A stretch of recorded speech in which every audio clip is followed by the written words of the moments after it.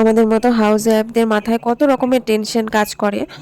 সকাল হলো, কি রান্না করব, সবাইকে কি খেতে দেব।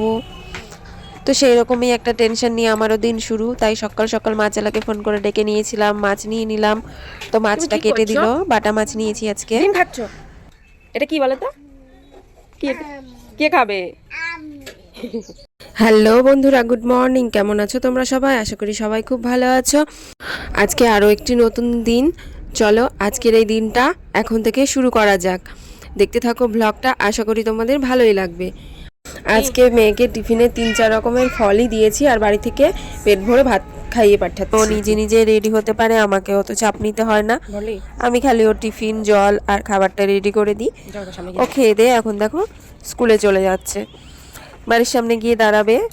এখন 10:30 বেজে গেছে, তো আমরা একটু চা খেয়ে নিই। আজকে রান্না করব বাটা মাছ, ফুলকপি, আলু, বেগুন দিয়ে। আর এখানে পালং শাকের ঘন্ট বানাবো।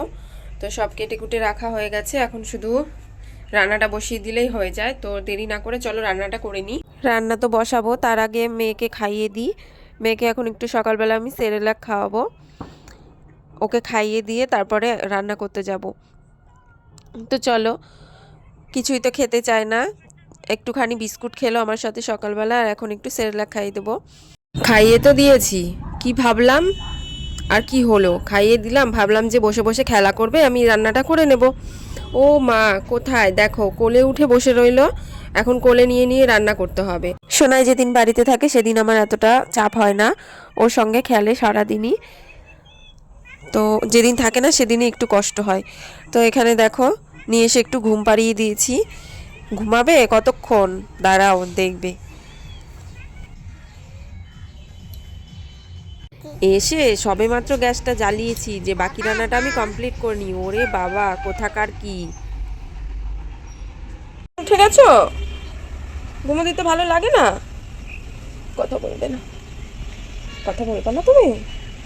তোমার মন ভালো নয়? মন ভালো নেই, কিছু বলো। বলবা না? আচ্ছা ঠিক আছে। কি আর করার, কোলে নিয়ে এই মাছের ঝোলটা রান্না করলাম। তো ঝোলটা ফুটে গেছে, একটু পরে নামিয়ে নেব। হ্যালো বন্ধুরা, গুড ইভিনিং। আবার এখন সন্ধ্যাবেলা সন্ধ্যার খাবার করার জন্য রান্নাঘরে চলে আসলাম। পালং শাক আছে, সেটা দিয়ে একটা পালং পরোটা টাইপের ট্রাই করি চলো। তো এটা বানানোর জন্য প্রথমে পালং শাকগুলোকে কেটে নিই।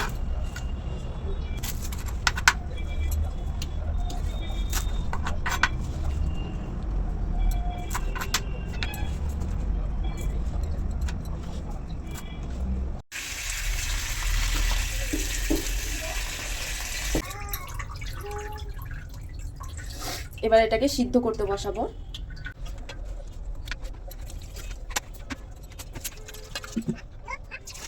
দেওয়ার দরকার নেই, কারণ পালং শাকে এমনিতেই জল উঠবে।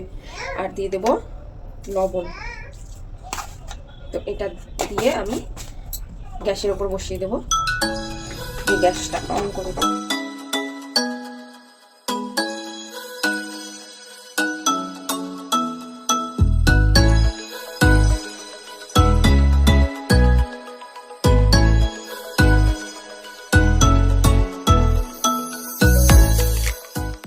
এবার এই মিক্সিটার মধ্যে আমি শাকটা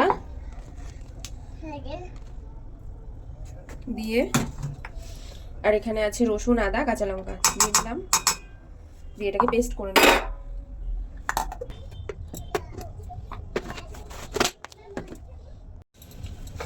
এবার দিব চিনি, এবার লবণ, এবার দিব সাদা তেল। দিয়ে এটাকে ভালো করে আগে ময়াম দিয়ে দিই, তারপরে দেব ওই যে পালং শাকের পেস্টটা। কি দিব তোমাকে?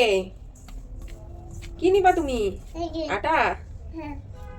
এত জ্বালালে কি করে রান্না করবো? হ্যাঁ দুষ্টু। আমার পেস্টটা রেডি, এবার এটার মধ্যে দিয়ে দিই।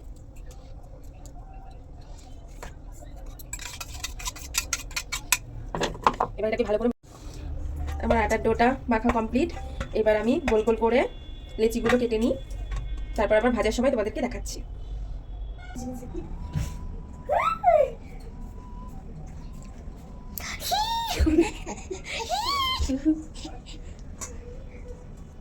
এখানে আমি গোল গোল করে লেচিগুলো কেটে নিয়েছি, এবার বেলবো আর ভাজবো।